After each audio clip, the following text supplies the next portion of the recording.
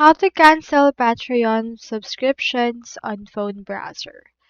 So in this video, we will actually discuss how you can cancel Patreon subscription on phone browser.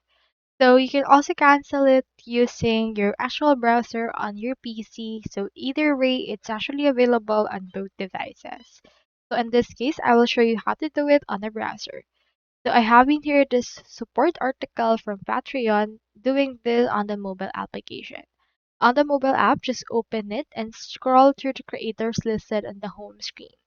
Tap on the three dots in the upper right corner of the creator's home screen and then select your membership. Click on Edit Membership and tap on Cancel Membership and then confirm the cancellation. If you're on your browser, what you can do is you can just head over to the settings right there. And then from in there, next thing you need to do is to just head over to the membership option. Click on the view details from there, click on this cancel, and click on this confirm cancellation in order to cancel it altogether. So I hope this video helped you, and if it did, feel free to like and subscribe. It really supports the channel. If you got a question, just drop it in the comments.